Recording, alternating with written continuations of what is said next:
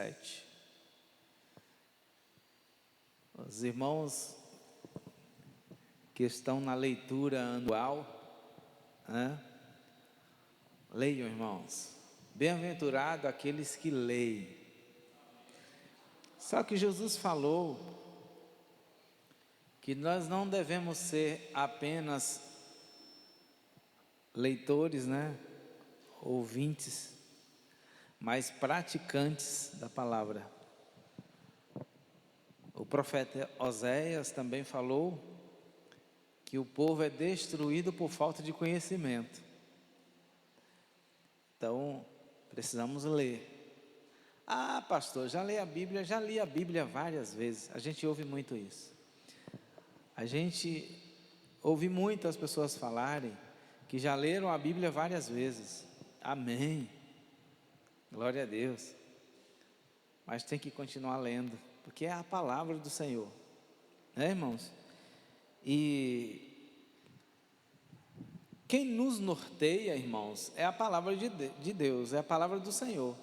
Nós estamos vivendo um tempo que precisamos ser norteados pela palavra, pelo que o Senhor nos orienta. Você lembra o que aconteceu com aqueles pescadores? Jesus chegou para eles e falou: olha, lança a rede. E eles tinham pescado a noite toda. Agora você imagine, eles tinham pescado toda a noite, e Jesus chega pela manhã e diz para eles: lança a rede, pode jogar, ou pode passar a rede. Tem várias formas de pesca, não sei exatamente qual foi. Eu sei que a Bíblia nos diz que eles falaram: olha, Senhor, vou fazer porque o Senhor está mandando. Vamos fazer porque nós cremos na sua palavra. E a Bíblia diz que as redes saíram cheias de peixe. Os barcos ficaram cheios de peixes, a ponto de eles compartilharem com outros pescadores, com outras pessoas, com outros barqueiros. Então, nós precisamos entender que o que nos norteia é a palavra do Senhor, irmãos. Então, leia e preste atenção. E tem um povo na Bíblia, que esse povo é único. Esse povo é chamado de povo escolhido, nação santa, povo exclusivo de Deus. Não importa, não deve te importar também as pessoas falarem mal desse povo, Não importa. Importa que Deus começa tudo ali através de Abraão. E no capítulo 19, no livro de Gênesis, Deus ele chega para Abraão e diz no capítulo 19, capítulo 12, versículo 2, 3, por ali, 3, abençoarei os que te abençoarem e amaldiçoarei os que te amaldiçoarem. Deus estava falando para a descendência de Abraão. E é por isso que nós hoje, brasileiros, nos consideramos descendência de Abraão também. Não porque nós queremos a bênção, mas é porque nós somos povo de Deus. Amém? Nós somos povo de Deus. Então, Deus chega para Abraão e diz: eu vou abençoar todos aqueles que te abençoarem, mas eu vou amaldiçoar todos aqueles que te amaldiçoarem. E na trajetória daquele povo, no deserto, na trajetória deles no deserto, era o tempo todo Deus orientando, Deus conduzindo, através de Moisés, de Arão, dos líderes que foram levantados. Líder das tribos. Então, era a palavra de Deus quem direcionava aquele povo. Nos dias de hoje não é diferente. Quem deve nos direcionar hoje, nesse tempo que vivemos, é o que a Bíblia diz. Se alguém não crer na Bíblia, também é problema dele. Mas eu decidi crer na Bíblia. E em todos esses 30 anos que eu conheço a palavra, não me decepcionou. E eu creio, tenho plena certeza de que eu não serei decepcionado por Deus. Pelo contrário, eu que decepciono, mas Ele não. Então, quando você ler de Gênesis a Apocalipse, você vê o cuidado que Deus tem com você, o cuidado que Deus tem com a humanidade, com as pessoas, e muitos não reconhecem isso. Olha como Deus cuidava daquele povo no deserto. E nós vamos ler um pouquinho aqui, porque aqui já está, ele já começa a falar, Moisés já dando assim um relatório de tudo que praticamente eles viveram, né? E aí diz assim, capítulo 7, a partir do versículo 1: quando o Senhor teu Deus te houver introduzido na terra a qual vais para possuir, e tiver lançado fora muitas nações de diante de ti. E aí ele começa a citar quem foram: os heteus, os girgazeus, os amorreus, os cananeus, os perizeus, os heveus, os jebuseus, 7 nações mais numerosas e mais poderosas do que tu. Olha para mim, 7 nações mais numerosa, maior e mais poderosa que você. Isso Deus mostrando para eles, irmãos, que eles não eram ninguém. Porque Deus, Ele quer mostrar para você, todo dia, todo tempo, que você não é nada e ninguém sem Deus. O desafio que estiver diante de você, a luta que estiver diante de você, você vai enfrentar. Se você estiver na direção de Deus, você vai passar, você vai vencer sem tanto problema.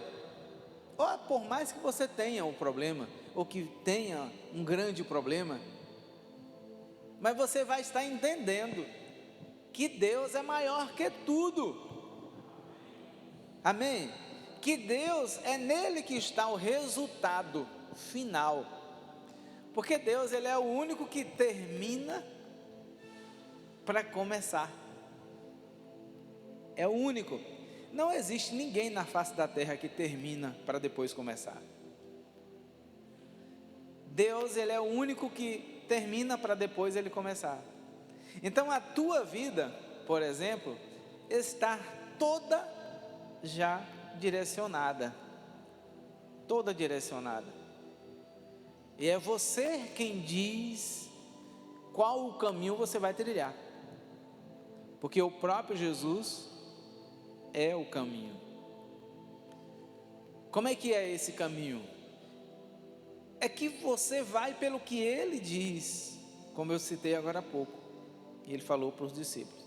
Você vai, é como diz aquele provérbio baiano, né? Um provérbio popular que tem aí, um ditado popular, uma gíria. Vai na onda, né? Foi na onda de fulano. Você foi no que ele falou. Não é isso? Essa gíria baiana, acho que é baiana, né? Foi na onda de fulano, de ciclano, olha o que deu. se for na onda de Cristo, até porque, né, ele andou por cima da onda, né, irmãos? Se for, não dá errado. Sem dúvida não dá errado. Então, quando Deus ele chegou para o povo e falou assim: olha, foram 7 nações mais poderosas que vocês, dizendo: vocês não são nada, vocês não podem nada, vocês são menores, vocês são menores que eles. Quem são vocês? Ele deixando bem claro, isso é uma lição para nós. Que muitas das vezes nós, estou generalizando, falando do ser humano, né? O ser humano, ele gosta de poder, né, irmãos? E eu acho que é algo nato, porque todo ser humano é uma autoridade. Todo ser humano é uma autoridade. Amém? Não importa quem seja, é uma autoridade. Todos aqui são autoridade, todos vocês aqui, todos, né? Até o mais velho é autoridade sobre o mais novo. Todos são autoridade. Você é autoridade sobre os seus filhos, tá? A maioria aqui são casados mesmo. Pois é, você tem autoridade sobre o seu filho. É uma autoridade. E outros níveis aqui de autoridade também, tá? Então, é nato do ser humano. E aí não pode se envolver com autoritarismo. Autoritarismo é se achar que pode fazer o que bem quiser. Versículo 2: e o Senhor teu Deus as tiver dado diante de ti para as ferir, totalmente as destruirás, não farás com eles aliança, nem terás piedade delas. É duro, irmãos, é duro, porque em alguns momentos da Bíblia, nós vemos que o povo de Deus fizeram aliança com pessoas que serviam a outros deuses. E também em alguns momentos eles foram obrigados a deixarem as famílias, tá? A deixarem, já tenho um filho, já tenho um neto, pois é, se desligue, não quero que tenha ligação com eles, porque Deus não quer que você se misture com nada que te contamine. Deus não quer que você seja contaminado. Deus não quer que você seja dividido. Quando você é contaminado, você fica dividido, sabe, irmãos? E quando é que alguém está dividido? Por exemplo, quando alguém está em cima do muro, né? Alguns dizem que o muro ele não é mais o meio termo, né, irmãos? Alguns já dizem que o muro já é do diabo mesmo.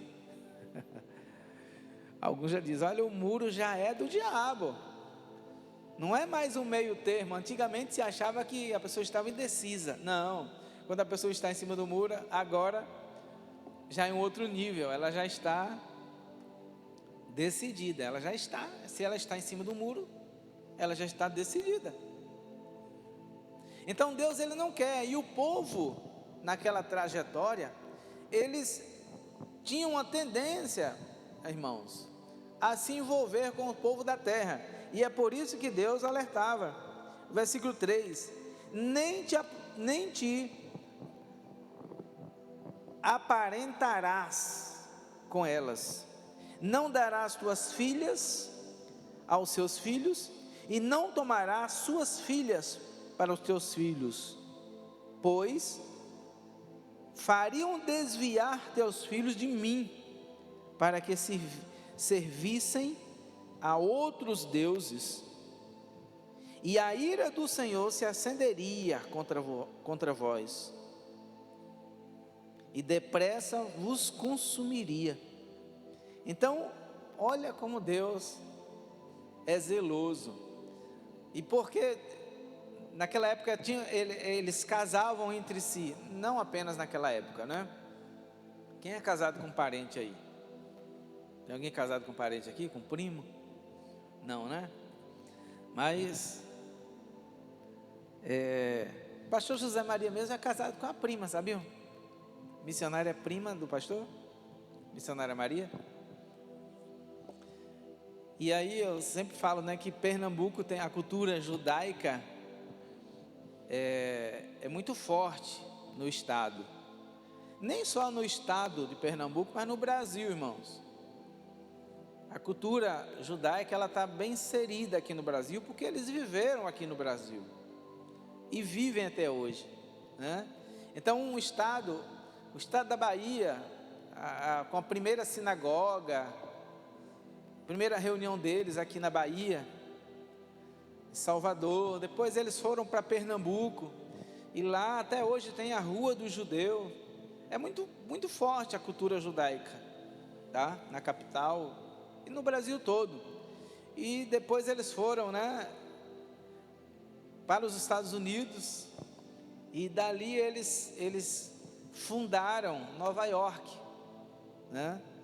Então quem fundou a cidade, quem criou, quem movimentou foi o judeu, e que saíram daqui. Vocês sabiam disso? Pois é. Então eles têm a cultura brasileira, tem muita coisa que você nem sabia, que vem da cultura judaica. Costumes, usos e costumes, tá? É da cultura judaica. Tem muita coisa, mas nós normalmente falamos um pouco da cultura judaica quando nós estamos celebrando essas festas bíblicas. Páscoa, tabernáculos, nós normalmente falamos um pouco da cultura judaica. Ok? Então, a questão de casar parentes, aí como o pastor José Maria e a missionária Maria são de lá de Pernambuco, né? Aí ele fala, pastor, isso deve ter sido a cultura judaica, né, que reforçou aí. E eles acabaram casando, porque naquela época eles não queriam que as pessoas se misturassem com famílias, com os povos da terra. Então eles tinham que casar entre si, irmãos, né? Eram 12 tribos, era muita gente, tinha muita gente, então ficava entre eles. E tem família, vocês aqui, eu não sei se vocês vivem isso, né? Nós não temos muitos jovens aqui hoje para a gente poder falar mais sobre isso, mas assim, eu lembro que na minha época de adolescente, ainda sou jovem, né? Mas na minha época de adolescente, eu lembro que existia a má fama das famílias, tá? Então o que? Qual era a má fama das famílias? Era que aquela família não era gente boa. Não existe isso hoje, irmãos? Existe ainda, né? Olha, não se envolve com aquela família, porque aquela família é de gente ruim. Aquele povo não presta. Meu pai dizia, sabe como? Meu pai falava assim, não vale uma caixa de fósforo, né? Não vale 1 centavo. Aquele sujeito, aquela sujeita, aquilo não vale nada. Meu pai falava assim. E quando o pai fala, né, irmãos? Presta atenção. Quando os pais falam, presta bem atenção, porque os pais sempre têm razão, né? E aí, aqui no Brasil, a gente percebe que tem muita gente que não observa. Os jovens querem casar e aí eles não observam a família que eles vão entrar. Porque assim, irmãos, o seu sogro é o seu pai. Quem não tem pai aí, é o seu pai. é o seu segundo pai. A sua sogra é a segunda mãe. Tem alguma sogra aqui que chamava a mãe de mãe? Tem? Mas existe pessoas, famílias que a nora chama o pai, o sogro de pai, né? De mãe. Porque tá? É por isso que você precisa, você, né, o jovem, ele precisa ver qual é a família que ele vai entrar. Porque serão os pais dele, os novos irmãos. Entende, irmãos? Então, se mistura. Não tem essa, tem aquela ideia de que a esposa não é parente, o esposo não é parente. É mais que parente, porque é o quê? Hein? Porque é uma só carne, é mais do que parente. Então, a cultura judaica, eles levavam isso muito a sério. Não se mistura com o povo da terra. Olha o que Esaú fez, né? Olha o que Esaú fez. Quando ele ficou revoltado, os pais sempre ensinavam, né? Isaac e a Sara e a Raquel sempre ensinavam, Rebeca, sempre ensinavam, né? Não casem com esse povo, não se envolvam com esse povo. Aí no dia em que Jacó roubou a primogenitura, a bênção do irmão, né? Ele já ficou revoltado ali, né? Ele falou: agora eu vou desobedecê-los. Eu vou casar com o povo, com as mulheres daqui da terra. E assim Esaú fez, né? A Bíblia diz que ele fez porque ele sabia que os pais não gostavam, que os pais não apoiavam, que os pais não abençoavam. Ele fez de propósito. Então tem mulher, tem homem também, que faz de propósito. Os pais não querem aquele relacionamento, os pais não aceitam aquele relacionamento. E aí, a pessoa vai e faz de propósito, sabendo que vai dar errado, mas faz de propósito. Não mede as consequências no futuro, né? Vai dar errado, não vai viver. Os pais sabem que aquela família é problemática, que aquela pessoa é problemática, né? Então, alerta, mas não adianta. Fica a lição, né? Porém assim, versículo 5: porém assim lhe fareis, derrubareis os seus altares, quebrareis as suas estátuas, cortareis os seus bosques e queimarei a fogo as suas imagens de escultura. Porque povo santo és ao Senhor teu Deus. O Senhor teu Deus te escolheu para que ele fosses o seu povo. Que povo? Especial de todos os povos que há sobre a face da terra. Irmãos, aqui ele estava falando para o povo judeu, irmão. Judeu, israelense, o que é que seja, né? Estava falando com eles. Vocês são um povo especial. Olha o cuidado dele. Então, o que eu quero te dizer, irmãos?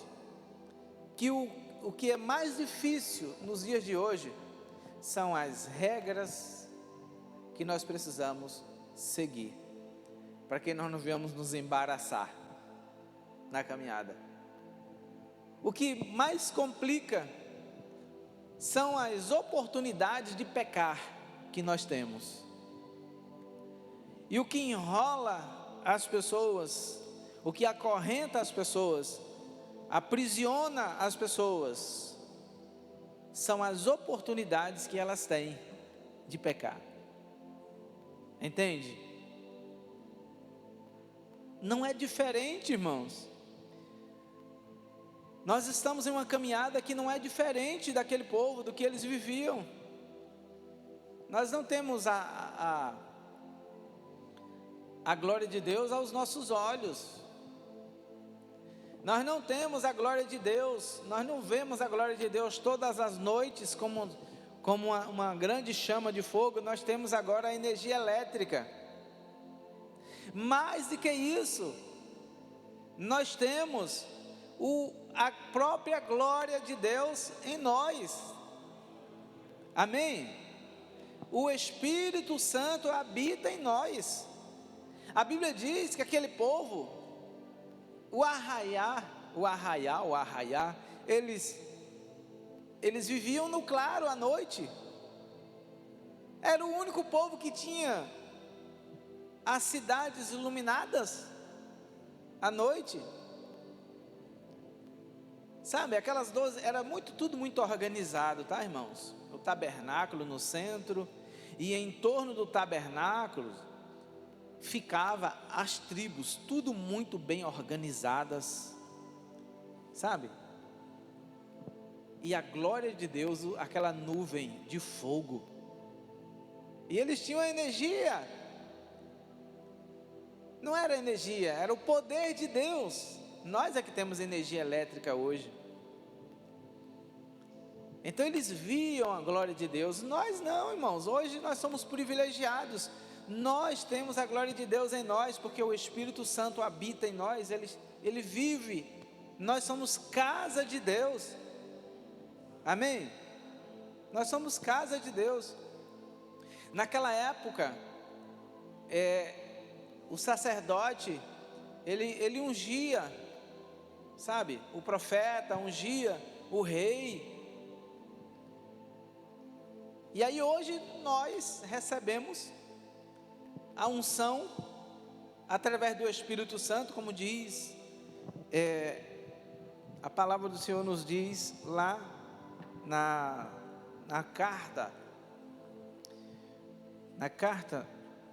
primeira carta de João. Vamos lá? Abre comigo. Primeira carta de João.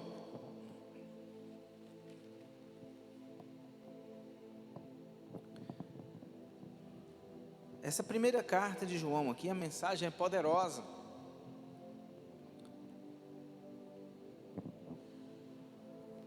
E diz assim, olha: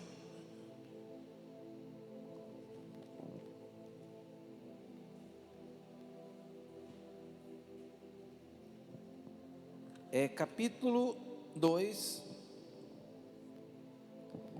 ele fala duas vezes, versículo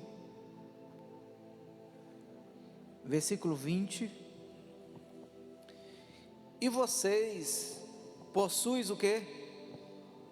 Uma unção que procede do Santo, e todos tendem o quê?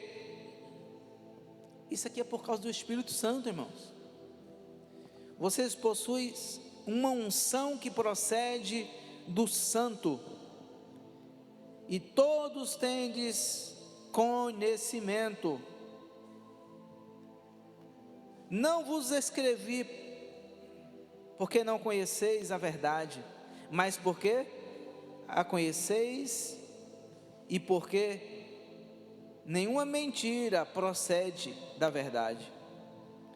Aí o versículo 27, ele vem e repete novamente: quanto a vocês, a unção que recebeste dele permanece em vós, e não precisais que alguém vos ensine, mas como a sua unção vos ensina a respeito de tudo, a qual é verdadeira e não falsa.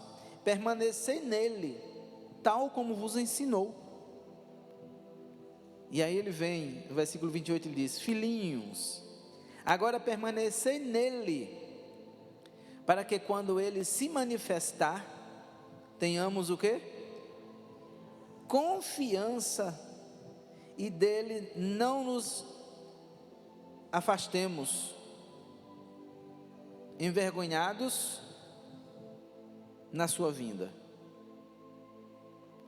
Então, isso tudo nos mostra algo chamado privilégio. Privilégio. Porque nós, sabe, irmãos, por mais que nós estejamos na luta, como falei agora há pouco, ou por mais que esteja uma muralha diante de nós, por mais que estejamos até presos, que foi o exemplo de Paulo e Silas,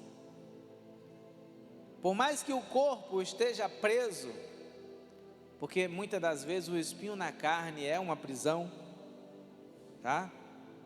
O espinho na carne é uma prisão, e eu creio que todos nós temos um espinho na carne. O espinho na carne é aquilo que nos leva a nos aproximar de Deus todos os dias, porque se nós vacilarmos, nós vamos nos distanciarmos todos os dias. Então, a Bíblia nos diz que o espinho na carne de Paulo, que o próprio capítulo ali, o próprio versículo, primeiro ou segundo versículo, já nos mostra que era um agente de Satanás, que tinha na vida de Paulo, do apóstolo Paulo. O que é um agente de Satanás? O que é um agente de Satanás? Você já ouviu falar em espírito de enfermidade? Espírito de enfermidade? Espírito de enfermidade. Já está falando tudo, irmãos. E aí, se você ler o versículo 1, 2 e 3, você vai ver que ele diz: um agente de Satanás. O espinho na carne de Paulo era um agente de Satanás, tá? E aí, todos os dias da nossa vida é para nós levantarmos, acordarmos e levantarmos. Deus me guia, me sustenta, me fortalece, que eu vença. E aí chega a noite, você diz: Deus, obrigado porque eu venci, obrigado porque eu estou aqui. Todos os dias, irmãos. É como diz aquele ditado popular: derrubando um gigante, né? Todos os dias. E é assim. Então aquele povo, Deus ele alertava muito, irmãos, o povo de Israel na caminhada, para que eles não se envolvessem com o povo da terra, irmãos. Era um povo privilegiado, Deus dava de tudo, eles tinham de tudo. Não é diferente você. Nós não estamos diferentes daquele povo, irmãos. Não pense diferente. Você olha tudo que Deus fez com eles no deserto, Deus tem feito com você. Deus está fazendo com você. Se você não está percebendo, mas Deus está fazendo com você. O povo faltou água, Deus deu água. Faltou comida, Deus dava comida. Entende? As crianças iam crescendo, e aí o calçado ia crescendo no pé da criança. Você imagine? Você imaginou isso, irmãos? Você imagina a criança crescendo e o sapato crescendo junto com o pé da criança? A vestimenta da criança é terrível, né, irmãos? A gente hoje compra tanta coisa para um bebê, né? Tanta roupa cara, porque a roupa de uma criança, de um bebê, é igualmente de adulto o preço. Terrível. E aí você, depois de um ano, aquelas roupas não prestam, irmãos, mais. As roupas não servem para a criança mais. E assim vai, 2 anos, a roupa não presta mais, 3 anos não serve, 4 anos não serve. E o bolso dos pais é quem se vê. Com eles era diferente, irmãos. Com eles era diferente. Eles não tinham problema com isso. Não tinham problema. Olha o cuidado de Deus. E aí eles tinham um exército, por exemplo, de 1000 homens. Eles iam lutar contra um exército que tinha 10.000 homens. Isso é só um exemplo para vocês entenderem, porque isso acontecia, tá? Exemplo de Josafá, né? Exemplo de Josafá. Deus falou com Josafá: olha, Josafá, eu só quero 300. Gideão: eu só quero 300. Só preciso de 300, porque se levar muitos vão se exaltar, vão dizer: eita, foi a gente. Não, eu quero só 300, que é para eles entenderem que não é eles. Irmãos, quantas vezes, irmãos, nós atravessamos Deus e nós achamos que somos nós. Ah, fui eu. Ah, é eu. E aí vem aquela questão do poder, lembra que eu falei agora há pouco? Nós precisamos ter muito cuidado com isso. Muito cuidado, porque sempre você vai querer exercer o poder que você tem, a autoridade que você tem. Pode exercer diante do diabo, pode mandar ver e dizer: olha, Satanás, quem manda aqui sou eu. Olha, Satanás, a autoridade daqui sou eu. As mulheres que estão na guerra só na sua casa, os homens que estão na guerra só na sua casa. Você pode abrir a boca e dizer: olha, aqui em casa a autoridade sou eu. Então, bata em retirada, caiam fora daqui. Você percebe que só você está na batalha? Você percebe que é só você que está na luta? É porque Deus levantou você, tá? Deus levantou você. É você que é o ponto de contato de Deus naquela família. Entende, irmãos? Amém? Então não esmoreça, não fique desanimado. Você é privilegiado, você é um escolhido de Deus que está ali. Então não fique se martirizando, reclamando da vida, não. Que só tem você para jejuar, para pagar preço, para guerrear. Reclame não. É por isso que a palavra do Senhor nos diz, através da vida de Paulo e Silas: crê no Senhor Deus e será salvo tu e a tua casa, né? É você.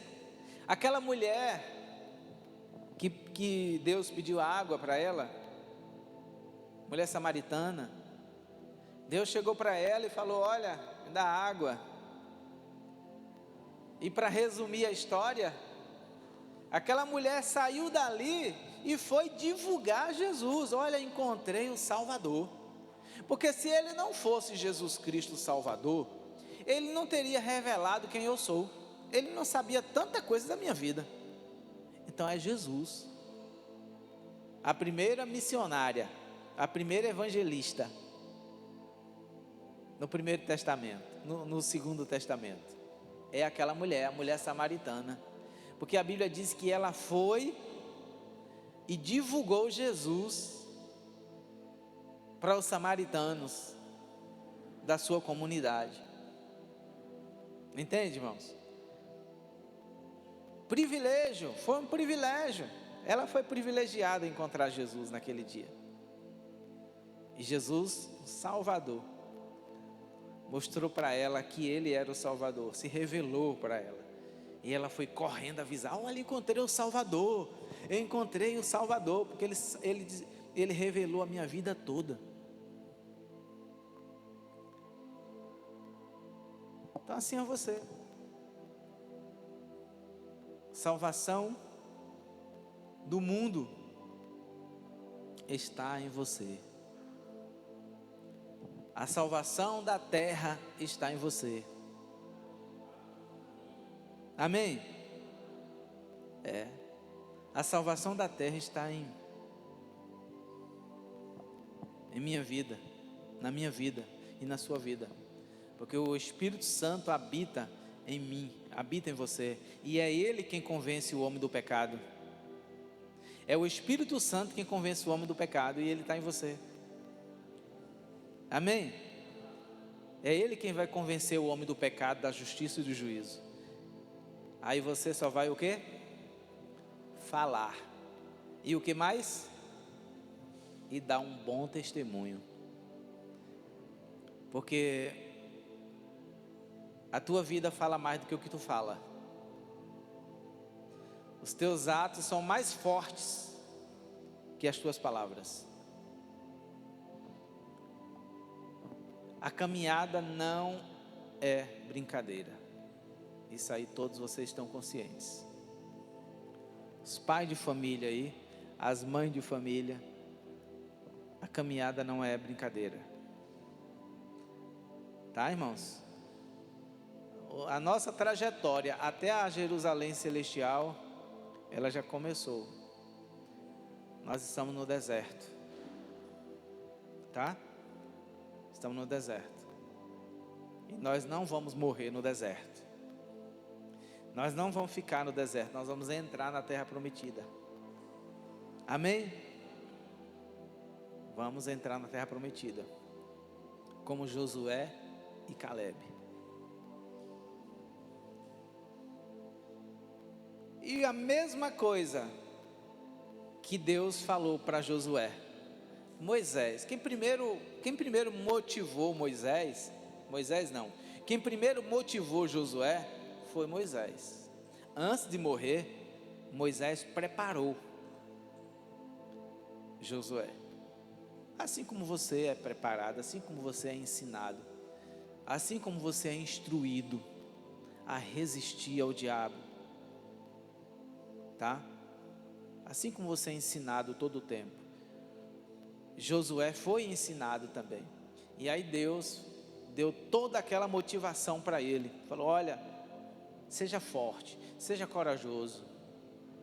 Mas o que nos chama mais atenção nas orientações de Moisés e de Deus a Josué foi: do livro, da Bíblia, da palavra de Deus, não se aparte, nem de dia. Vamos ler para a gente encerrar? Para a gente orar? Livro de Josué, capítulo 1.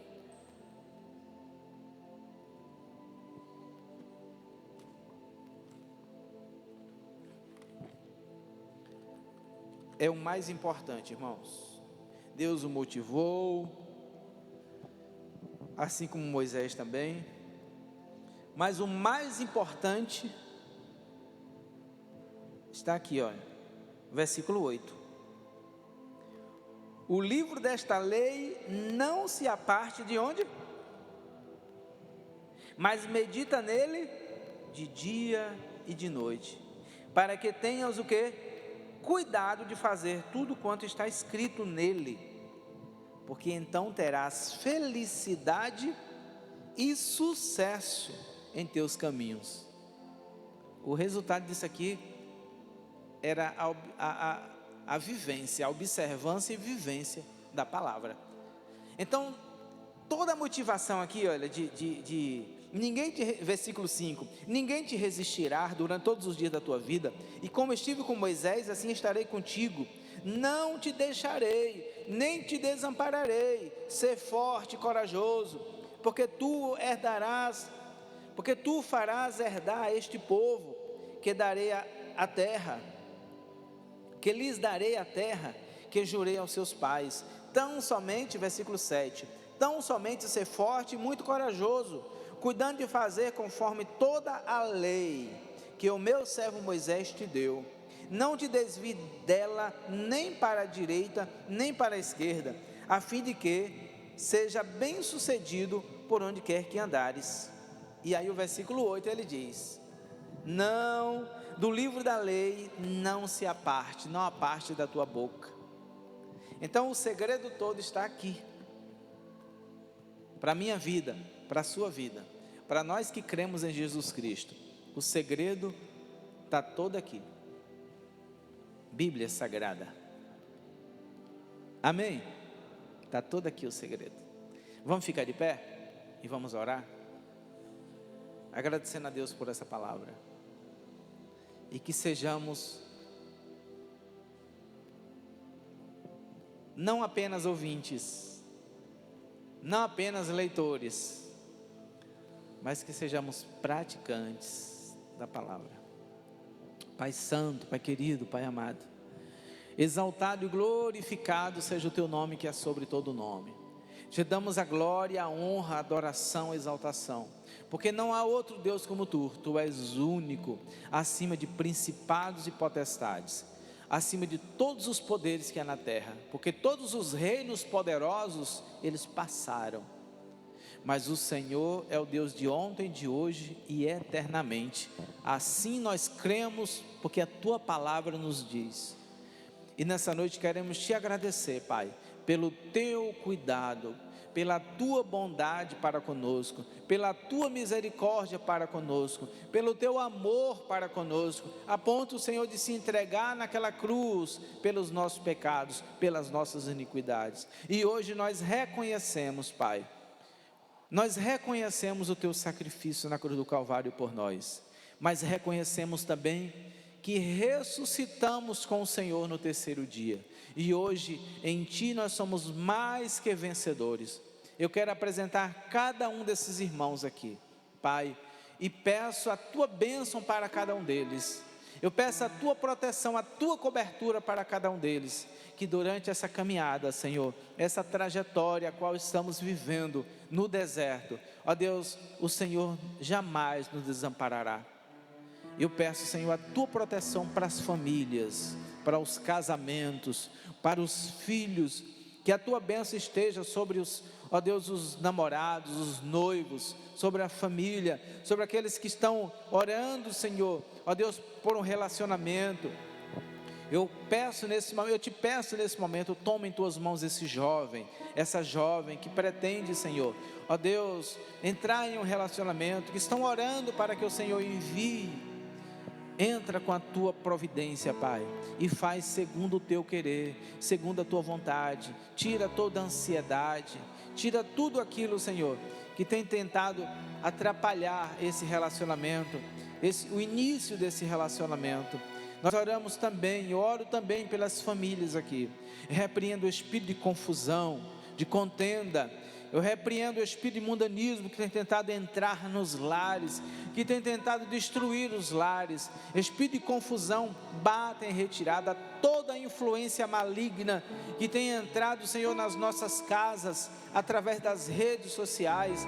Nós repreendemos, nós cancelamos, em nome de Jesus. Repreendemos também na nossa vida toda influência negativa que tem entrado, Senhor, nas nossas vidas, na vida do teu povo, seja cancelado, seja queimado agora, seja anulado, em nome de Jesus, e os planos do reino das trevas, os planos de Satanás, sejam neutralizados, porque nós fomos comprados por um preço muito alto, nós fomos comprados pelo preço do sangue, nós fomos comprados por Jesus Cristo, que se entregou por nós, entregou a sua vida em nosso lugar. E por isso, Senhor, eu te agradeço, Pai, pelo teu cuidado, pela tua proteção. Toma essas famílias, toma essa família, toma esse lar, que a tua paz reine nessa casa, que a tua paz reine nesse coração, nessa família. É o que nós te pedimos nessa noite, Senhor, e te agradecemos em nome de Jesus, com a certeza da vitória, porque o Senhor é a nossa vitória. Aleluia, amém.